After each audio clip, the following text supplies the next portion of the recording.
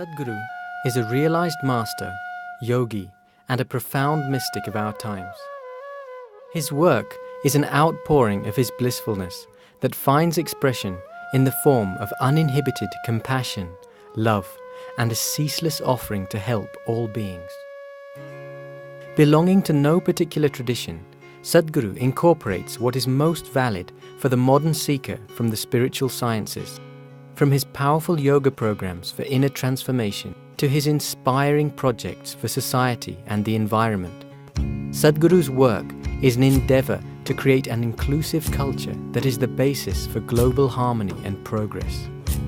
His public satsangs and programs draw hundreds of thousands of people from all walks of life, creating a huge spiritual wave in each city.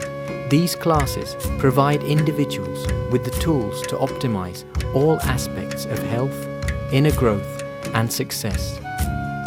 Available to all who are willing, Sadhguru's life is an invitation to the divine through individual transformation. Sadhguru works with the world's preeminent leaders and institutions to foster peace, global understanding, and international cooperation. He has addressed a number of prestigious international forums and has conducted special programs for various groups and corporations to instill an inner balance which empowers one to effectively handle external situations.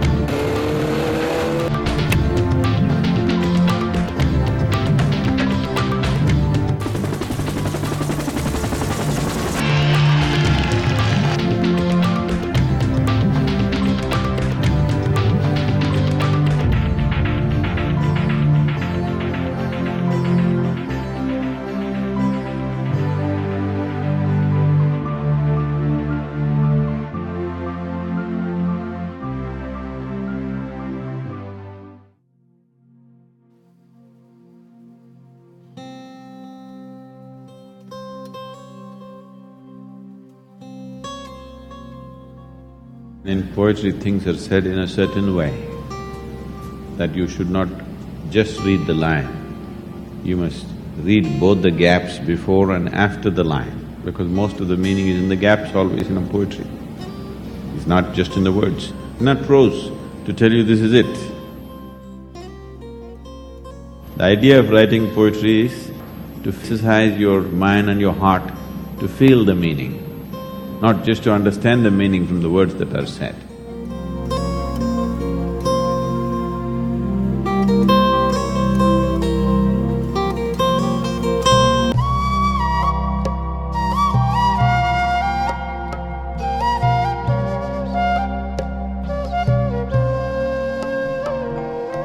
Namaskaram to everyone, wherever you are.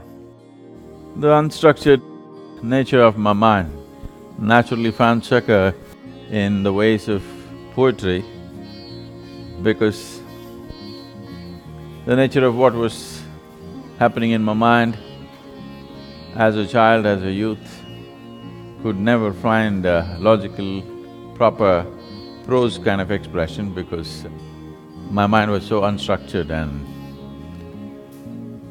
completely untrained or refused to be trained, whichever way you want to see it. Because of this, poetry became so much a part of my life. Probably most of the poems that I ever wrote have never been seen by anyone or read by anyone because I wrote it in a whole bunch of small sheets of paper all over the place. And I think once in a small fire accident that happened where my car got burnt, I think over 400 poems got burnt with that. So probably only… not probably, only what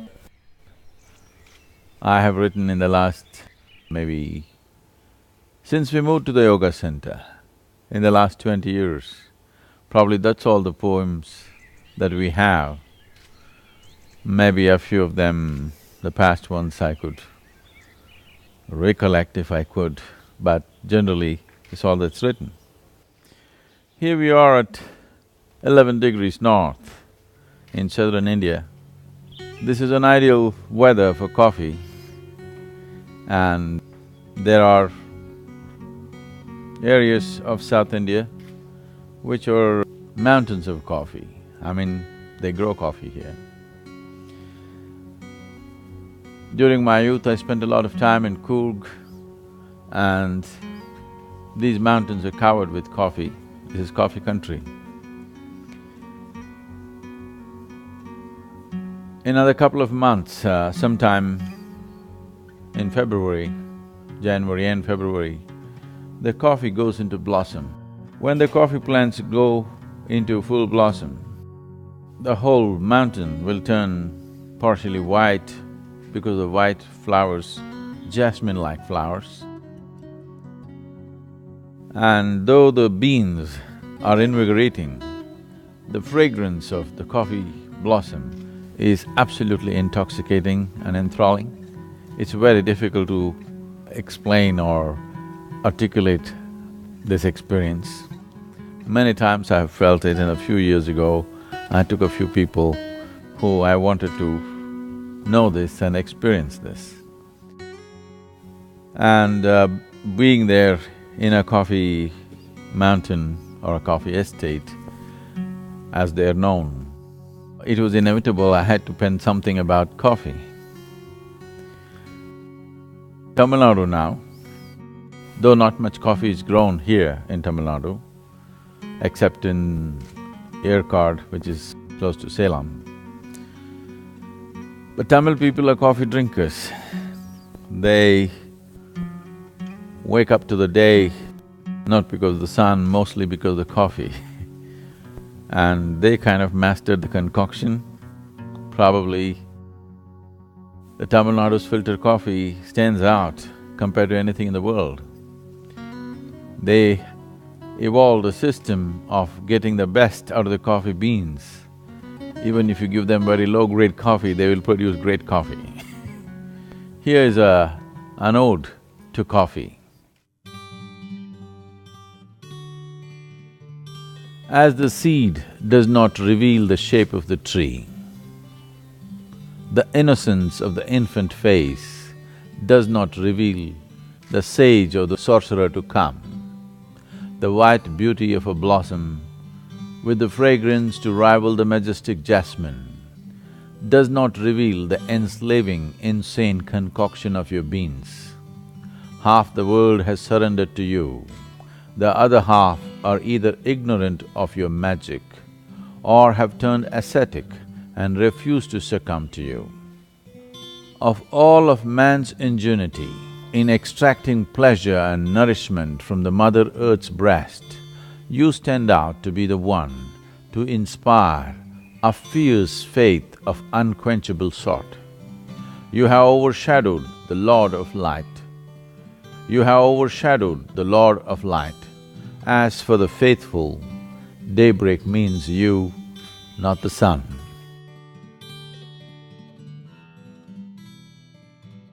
If the fragrance of coffee has woken you up, then here we are to read a few of the poems that I've penned in the last few years. And the idea and the reason behind this is, in our effort to make the presentation of spiritual process into an absolutely scientific and a logical process, that spiritual process should not defy logic, but should be rooted in logic, which is a difficult feat because the very nature of the experience does not fit into the framework of logic. But I think very successfully we have managed to find a logical expression to a completely magical experience of life. Poetry is an in-between land between logic and magic. A terrain which allows you to explore, make meaning of the magical but still being able to have some kind of footing in the logic. Here's another one. This is called a firefly.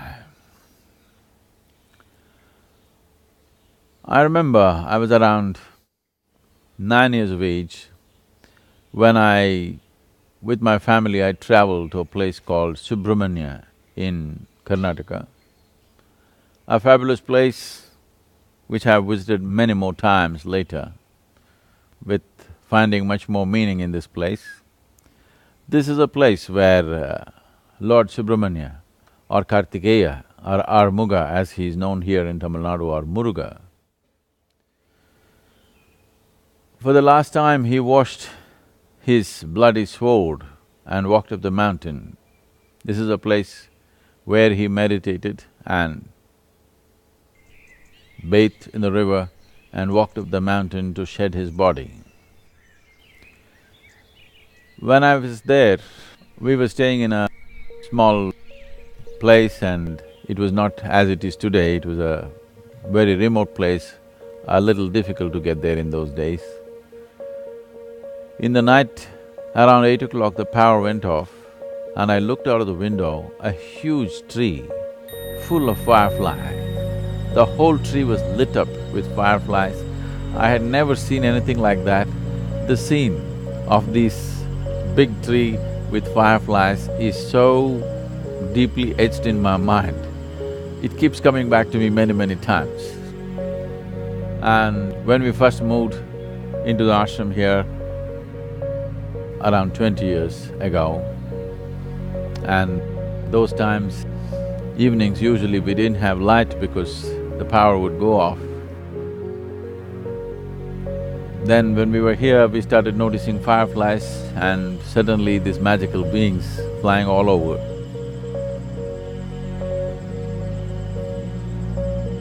So, writing something about fireflies became very natural. Earlier, probably my poetry found a big spurt when I decided to move into a remote place. My farm was very remote from the city and I lived there alone for days and sometimes weeks on end without any contact with outside human beings. At this time, I started writing poetry about pebbles, grasshoppers, blades of grass, just about anything, and I found each one of them was substantial subject to write about. Unfortunately, none of those things are with us today. So here's a little poem on fireflies.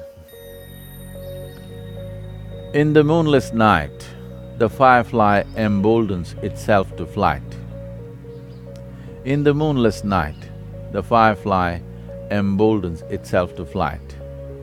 The brooding darkness mocks the spirited flight of the fly delight. The brooding darkness mocks the spirited flight of fly delight. The limitless darkness could swallow this minuscule attempt of light. The limitless darkness could swallow this minuscule attempt of light. The skeptic's cantankerous laughter swept the inner spaces within me to ask.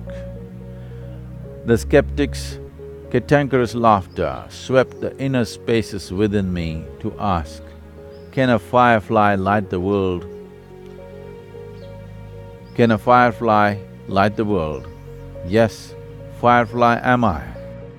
If life's summers have warmed you, if your inner spaces have charmed you, I could set you afire and the world too.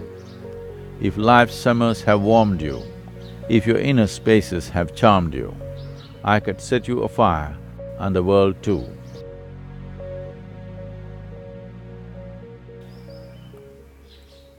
During the Anadi program in United States at III Tennessee, 90 days,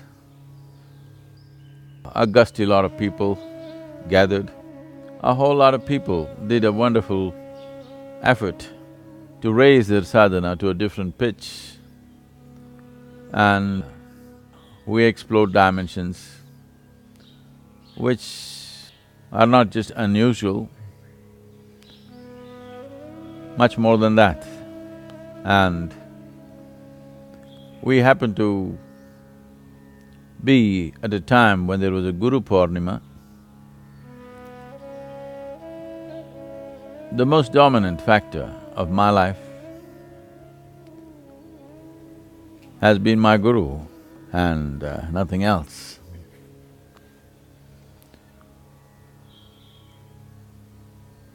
Even today in my mind, more than in my mind, literally in every crevice in my body, every pulsation in my system, and my very energy has…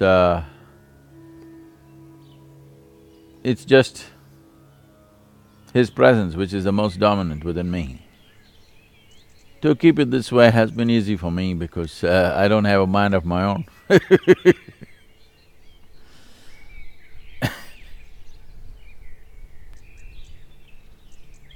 Because… probably because of this,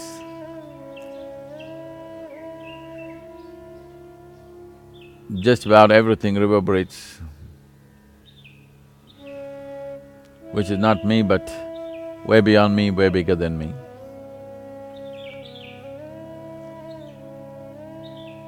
I did not see my Guru as a man who touched me.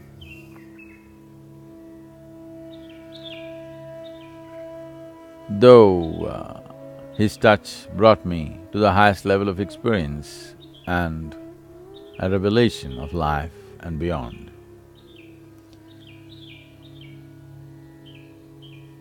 The old structure within me somewhere would not accept it, in the sense, unless it came from Adi Yogi, unless it came from Shiva himself, it's not real. So the compassion of my master made himself, turn himself into that form.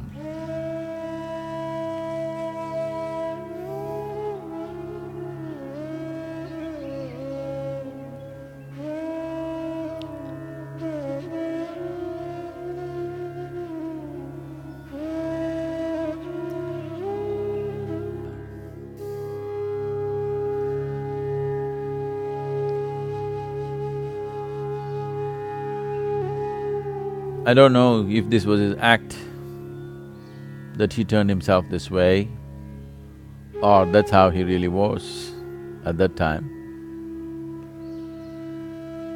But today and ever since,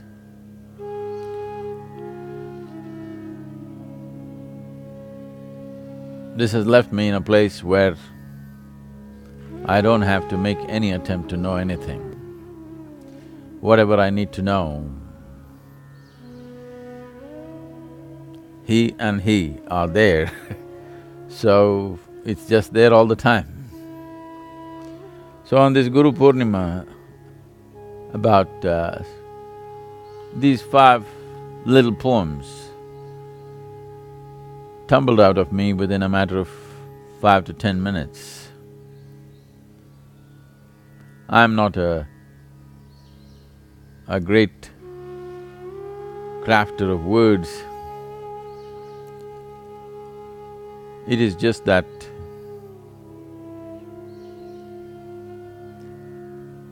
without any kind of mastery over any particular language, through the grace, I managed to find some expression to what's happening or near to that. Here are 5 small poems which were part of the Guru Purnima day. All of them are titled as My Master. Brooding, squinting, staring, I could not hit the mark. Brooding, squinting, staring, I could not hit the mark. He walks in like a wanton monarch. He walks in like a wanton monarch with a crooked stick and makes his mark. With a crooked stick and makes his mark. This is the second one, again titled as My Master. Lost, lost to life and death. Both I did, but moved me not. Lost, lost to life and death. Both I did, but moved me not. A man who walks with a stick comes to me, the able-bodied one. A man who walks with a stick comes to me, the able-bodied one. Having seen birth and death and all that life can bequeath, still sitting dumb-stuck. Having seen birth and death and all that life can bequeath, still sitting dumb-stuck. Here comes the man with a stick to have me struck with his lightning stick. Here comes a man with a stick to have me struck with his lightning stick.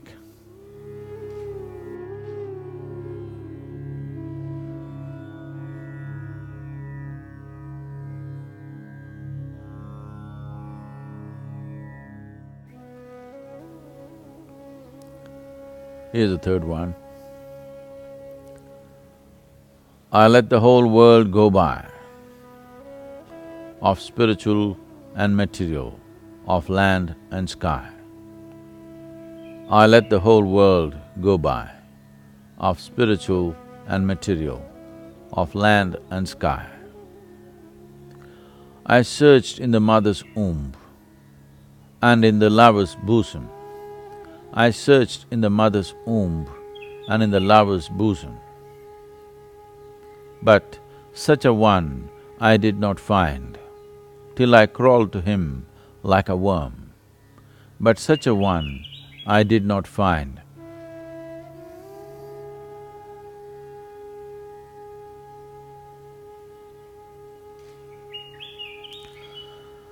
But such a one I did not find, till I crawled to him like a worm.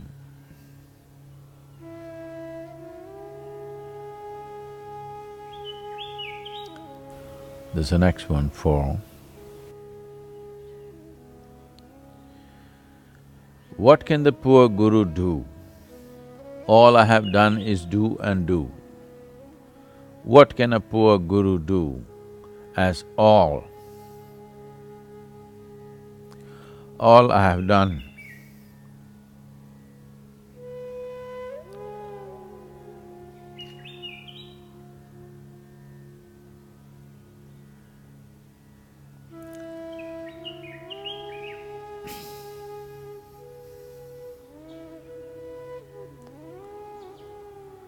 What can a poor guru do? All I have done is do and do. After seeing all that is there to see, after seeing all that is there to see, he comes to teach me how to be. After seeing all that is there to see, he comes to teach me how to be.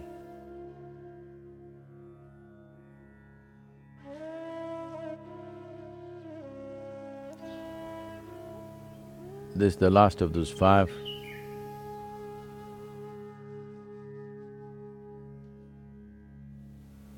The breath that passes out will not come back. The breath that passes out will not come back.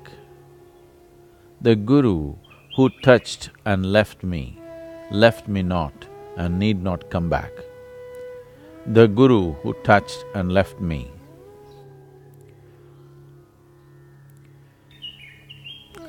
not and need not come back.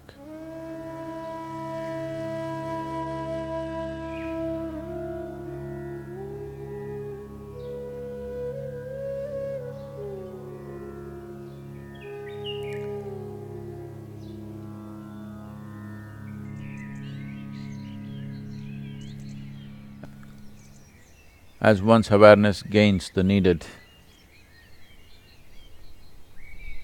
sharpness or keenness, when this begins to happen, one of the first things that naturally comes into play is the breath. It's amazing how most human beings live without being aware of the breath, which is a certain level of mechanical action in the body, which is constant and continuous. It's truly amazing how so many people can live without being conscious of it. But once awareness begins to gain a certain sharpness or keenness, this is the first thing that becomes an amazing process, and no wonder breath watching, as it's known today, is probably the most practiced form of meditation. It is so basic and simple, but it comes so easy and naturally to people that it does not need any preparation. If one becomes a little conscious, naturally breath will be in the awareness. Probably this happened to me when I was 6, 7 years of age, when I started just enjoying the breath, the movement of my little chest and belly in those days, how the stomach and the chest moved in rhythm constantly. I must have spent hours and hours just noticing that. It kept me interested and engaged. It's much later that even the idea of meditation entered my life, but just the simple rhythm that's going on endlessly, and you cannot ignore if you're a bit conscious. So here's a poem for the breath, the beauty of the breath and the possibility of the breath. This is titled as Divine Hand. As I see the seemingly perpetual play of breath, as I see the seemingly perpetual play of breath, the breath, the maker of my body and the taker of my being, when the timely moment comes. The breath, the maker of my body and the taker of my being when the timely moment comes. This ceaseless play of the unseen hand of the Divine, this ceaseless play of the unseen hand of the Divine, me firmly held the hand, and the Maker could not escape. Me firmly held the hand, and the Maker could not escape.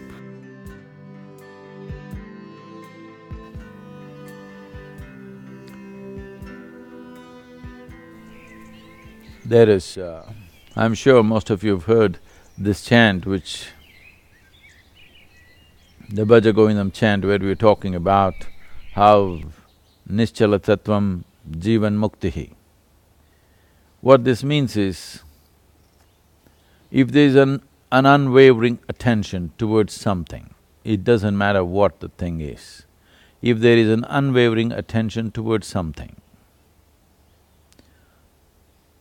then the liberation, the possibility of freedom cannot be denied to that one. Or in other words, the essential problem of human situation is a certain lack of attention. If the necessary attention is there, if the keenness of the attention and the intensity of the attention is substantial, you can open just about any door in this universe. How keen is your attention? Or how intense, how much energy behind your attention? This is all that determines this. In this context, breath is a beautiful device because it is constantly on as long as we're alive, as long as we're embodied. Breath is on, and it's inevitable that you have to notice it. Probably most people notice it only when their body goes into a spasm of excessive breath. Normal breath, most people are missing it. This is not because they are not breathing, this is because they have a serious attention issue. These days, people are even carrying their attention deficiencies like some kind of a qualification. Just bringing this attention back into your lives and particularly into the life of our children is most important, because ultimately, whether it's spiritual or material, the world yields to you only to the extent you're willing to pay attention to it. So that was about the breath. One poem from America, titled as America. This was in the year 2000. This particular day is so vivid to me, like it's happening right now. About three of us, we were kind of camped out in a small place on the Center Hill Lake in Tennessee. Center Hill Lake is a reservoir. The lake has a shoreline of over 700 miles. If you take a boat out, you can just get lost for days and not find your way back. So there was a beautiful place which one of our meditators owned at that time, and very graciously they offered it to us. And we were working on something, so we went and stayed there for a few days. Around this fabulous home, there were some real tall trees, wild, untouched forest area. And alone I ventured off into these steep slopes, and I was just struck by what I saw there. And this poem is a consequence of that. It's titled as America.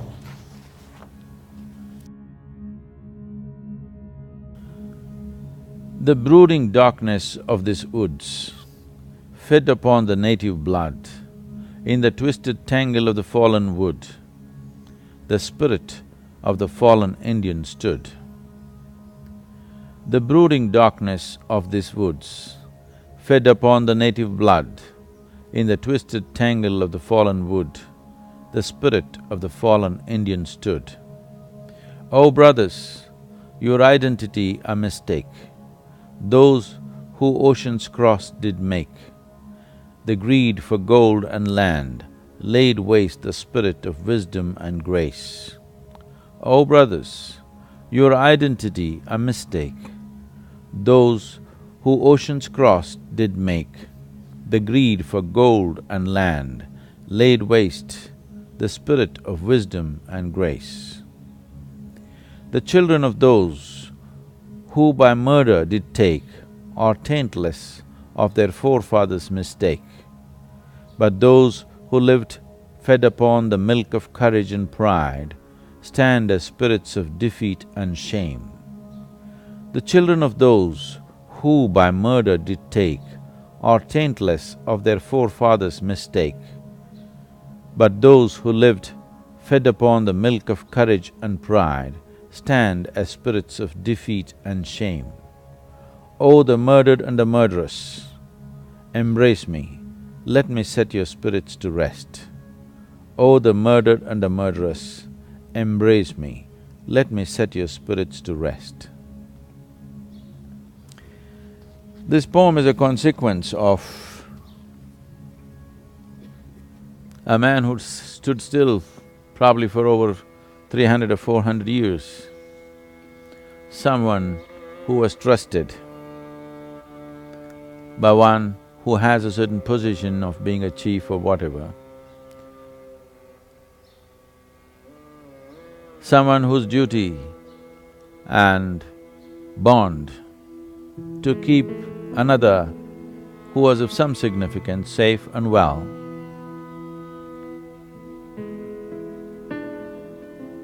and when that which was entrusted to you, you could not fulfill and failed in keeping what was most precious to you alive, he just stood there in shame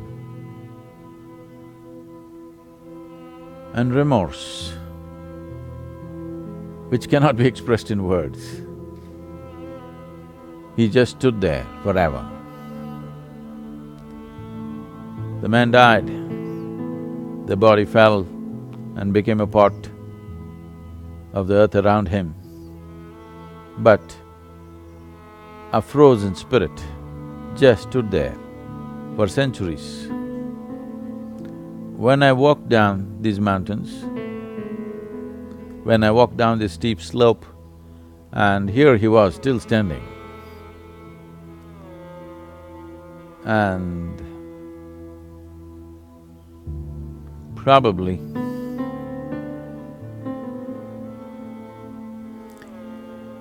it's one of the most painful moments I've experienced in my life. I have learned to always transform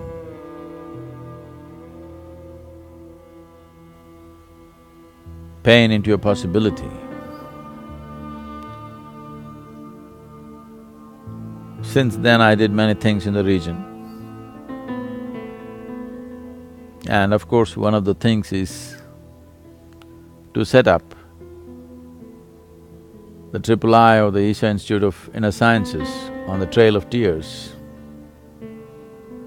Historically, this is a region which has seen tremendous amount of pain. It is known as the Trail of Tears. A whole tribe was made to walk from east of Mississippi River to what is presently Oklahoma. The adults, along with their children and elderly, had to walk, and when they walked, the old people died. The Native Americans are so particular about preserving their dead and the spaces for the dead, so they could not leave them. They carried their bodies and walked. The bodies rotted, but they carried rotting bodies and walked and walked. So this is known as the Trail of Tears, which is where we set up our Isha Center.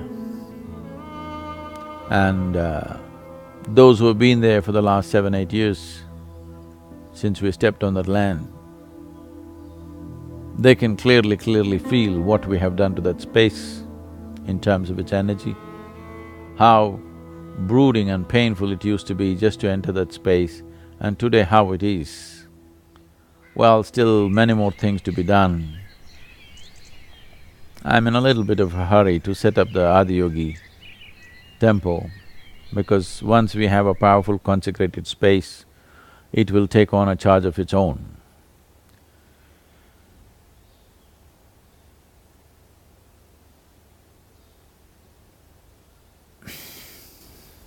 So that's about America. Here's a poem which is titled as The Untouchable. Probably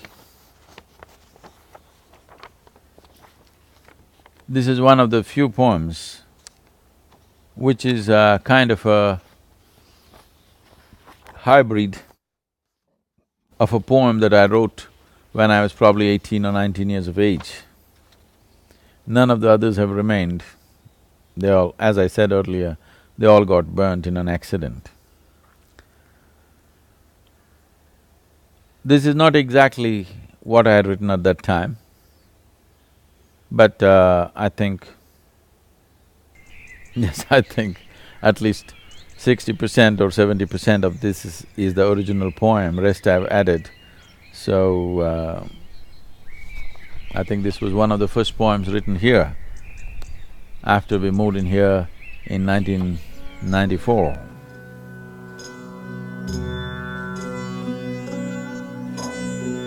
There is a land that is beyond right and wrong. When you get to that land and lie there, humans who live for bread and toil to be what they are not will strive to hide their jealousy with mocking talk, and the gods will descend to be in the company they wish to be. Once you have reached that land, beyond right and wrong, you never have to worry about making a mistake or going wrong.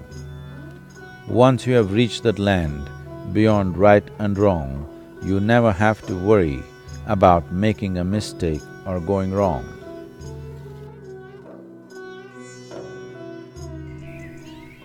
The ethos of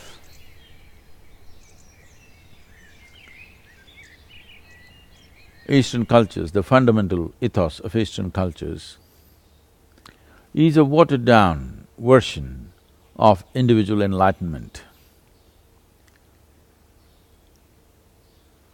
This culture, which we refer to as the Bharatvarsh, essentially is a complex, chaotic concoction of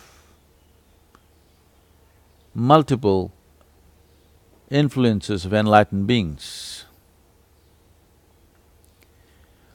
When these beings came, they did not teach morality, they did not teach values or ethics, but they taught them a way, a possibility. Because one's way was never the same as the others. Someone asked me, Sadhguru J. Krishnamurti was a master of his intellect. Rajneesh was a master of controversy. What are you? I said, I'm a master of chaos. I know how to harness chaos. I can make a chaotic situation culminate into something fantastic. So, every master had his own way. And all of this melted pretty well into the culture. You will see, except today's English-educated India, if you go to the rural masses, you will see if you go to a place, a Kumbh Mela is a fantastic display of this. If you go to, let's say, Kumbh Mela, a classic event on the planet, one like no other.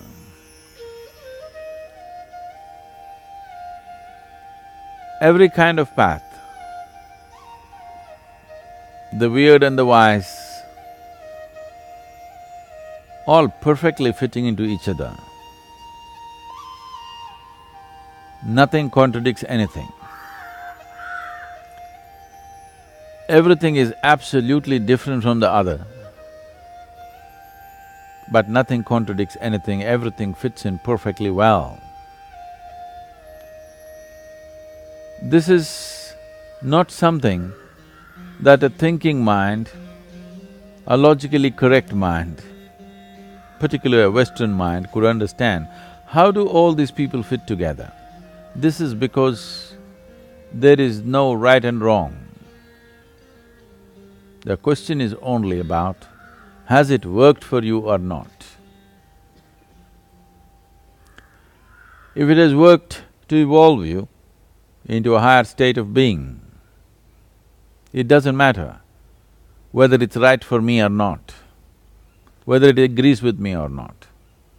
If it doesn't agree with me, there's always another way for me. So this is a fantastic outcome of generations and generations of enlightened beings. Each one of them, unhindered by what the previous one had said, explored his own way, expounded his own path, never in conflict with the one before him or the ones before him. So this is the nature of exploration, that it's not about right and wrong, it's about just making it happen. Is the white flower the most beautiful one or the red flower the most beautiful one?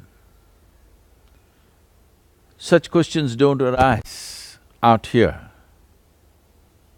Such questions have come from cultures which are steeped in morality, as to something has to be good and something has to be bad.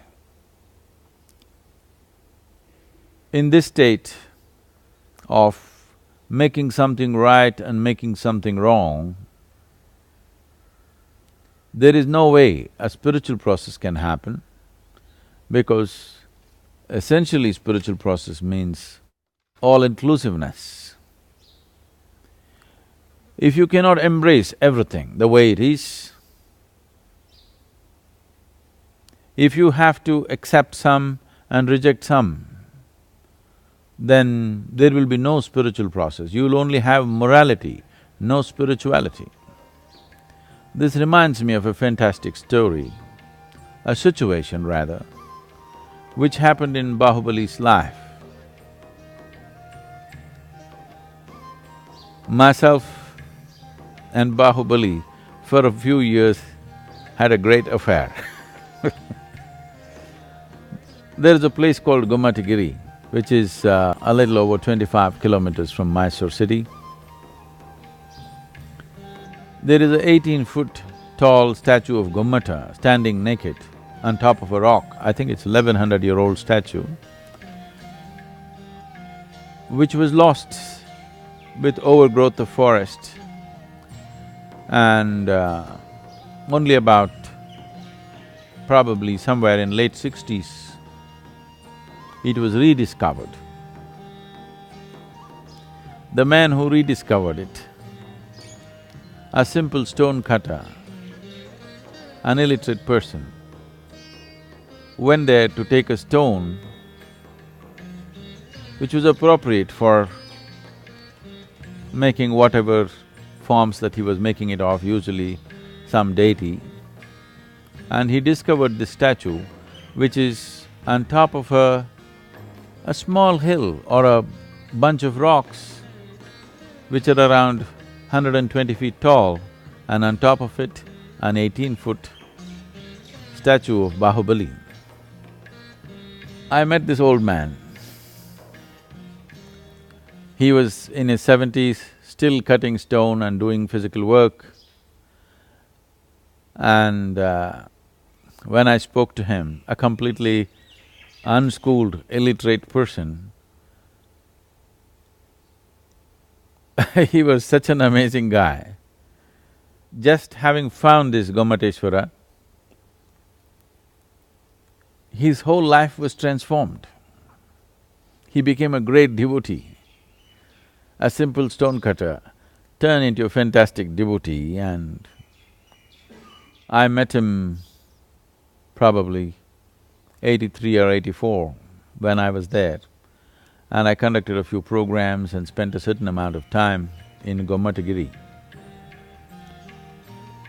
There are any number of things I can say about this place because so many things happened there. This was a time, after 1982, my own experiences had blossomed, and but I was trying to find articulation to what was happening within me. It was a very crucial time where Gomateshwara came into my life.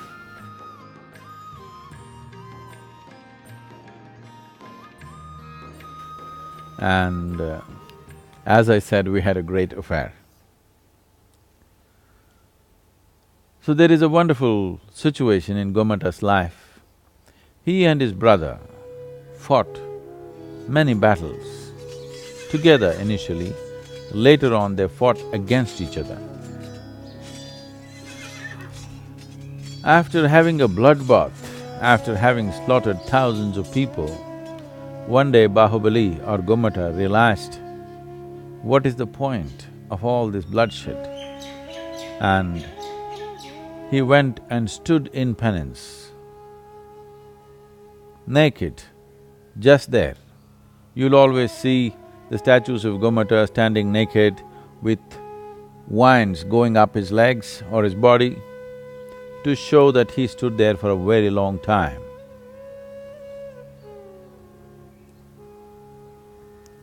And he stood there for over 14 years. Everything that he could do with himself in terms of purifying himself, he had done, but still he could not attain. When a yogi came by, a sage of great attainment came by, Gomata looked at him and just one teardrop slipped out of his eyes. This one teardrop was a question mark. What is it? I've done everything that I can do. What is holding me back? That's a question, an unuttered question, just a teardrop to ask this question to the yogi, what is holding me back? I've done everything that I know. Then the yogi said, you have brought a false sense of humility into you. You're a king, but now you're willing to bow down to a beggar on the street. You're willing to bow down to any creature on the planet. You're willing to bow down to an inanimate rock. You have made yourself like this, it's wonderful, but I see you're incapable of bowing down to your brother with whom you have a fight. It is this falseness of humility which is holding you back. This was the moment of attainment for Bahubali. Within himself, he did bow down to his brother and he attained. This is a very beautiful story because this is how human beings are held back. It's not some great things. One little thing that you can't clear from your karmic space just holds you back. Is this not unfair? How many things I did, one thing holds me back. Right now, if your little finger gets stuck to this pillar, I've freed my whole body, but my little finger is stuck. Can I go somewhere? I cannot go somewhere. That's how it is. So,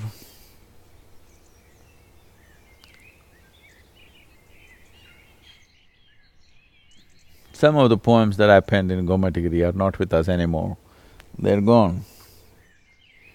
So this untouchable poem which we just read,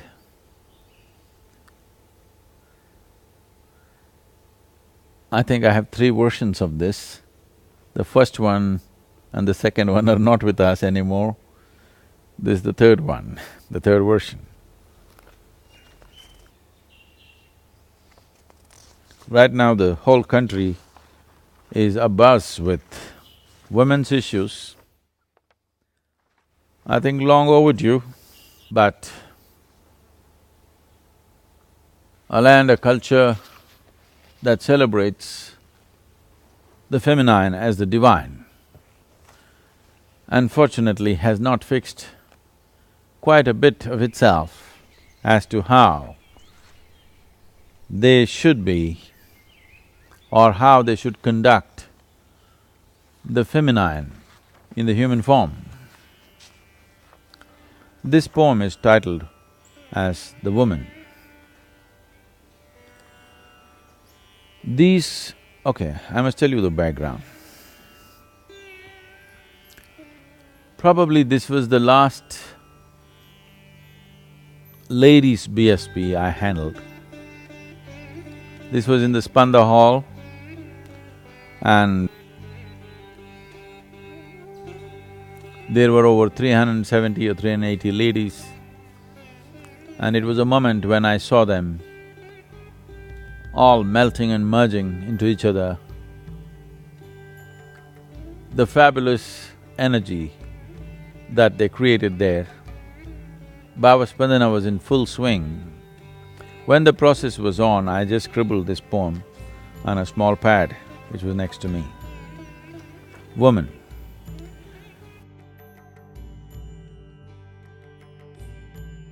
These creatures of the moon, in such delicious swoon, the sun and me, not the only boon to these creatures of the moon.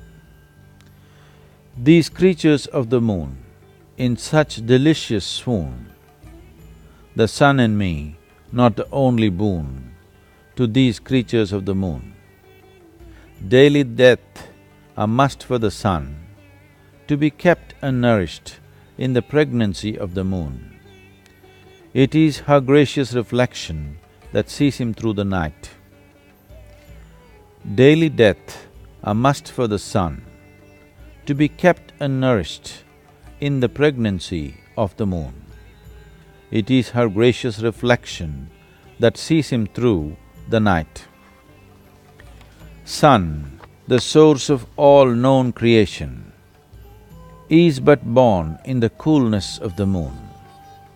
The Creator placed such trust in this unreasonable madness of the moon, bestowed the womb to bear and the feeding breast.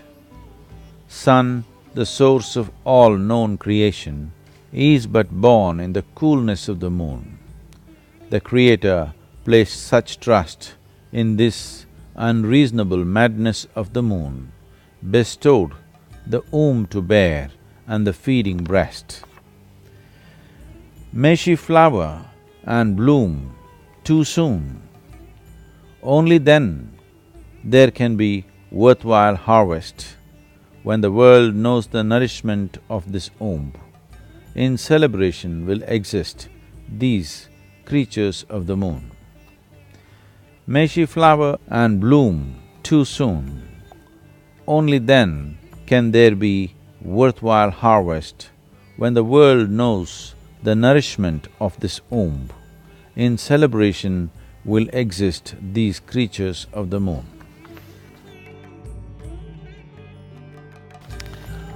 I think we'll leave the poems there.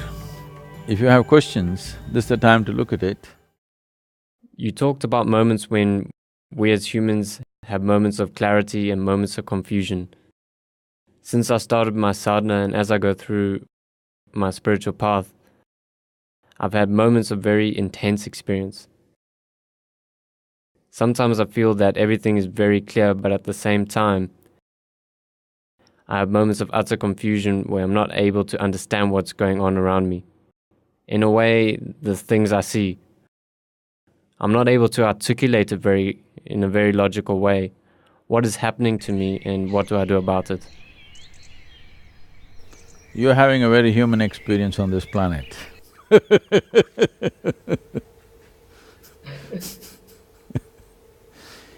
The problem with the human being is human beings are given an intellect to foray and explore so many things which are not at their domain. A fish just remains in its water space, a tiger in its forest, everybody remains within their terrain. It's only the human being who wants to explore and foray into everything that we can see or we cannot see, actually. We not only foray into things that we can see, we also foray and try to foray into things that we cannot see. We want to go into the space, we want to look at the microscopic stuff. We want to not just enjoy the outward, we want to know the inner dimension of who we are. So, these are adventures of the human mind. When you make these adventures, when you try any adventure, that means you do not know the result or the consequence of your action. That's what an adventure is. If you successfully finish an adventure, you will be known as an adventurer or you will be known as a hero in the world. If you are not successful in your adventure, you would be dismissed off as a fool who did not have the sense to stay away from what you should stay away from. So, the essence of our adventure or how adventure will be perceived simply depends on the success rate that you have. So naturally, when you foray into dimensions, either physically, psychologically, emotionally, whichever way, a certain amount of confoundedness is there. But this confoundedness is coming because you're constantly falling back on your intellect to give you a logical interpretation of everything. Confusion essentially comes because you already have conclusions about something. If you have no conclusion about anything, there will be no confusion either. The fundamental process of any spiritual path, particularly what I've been transmitting to all of you, or all spiritual paths, why? Is that you don't make conclusions. Because if you make conclusions in one space, when you move to another space, the same conclusion which gave you comfort and confidence will cause enormous amount of confusion. So the idea is to just perceive, to live, to experience, not to conclude. Because conclusions or accumulations, they are of no relevance to experience that which is alive and now. So, one needs to understand confusion is a product of conclusions. This is something that you have to train yourself with, that you do not make any conclusions about anything. How do I live without making conclusions? There is a difference between making a momentary judgment as to how to act in a particular moment and making a conclusion about it. This moment, when you are in a certain mode of activity, you may deal with somebody or something in a particular way according to your judgment of that moment. That moment's judgment need not carry with you as a conclusion or as an accumulated knowledge that you carry to the next moment or to the next day or wherever. Or in other words, you do not carry your past into the future. The moment you do this, confusion is a natural product of these type of conclusions that you're continuously drawing. So particularly on the spiritual path, if you're beginning to experience things, there should be no conclusions. No conclusions at all. If there are no conclusions, there will be no confusion. I hope the poetry, not great poetry, but there are great insights in this.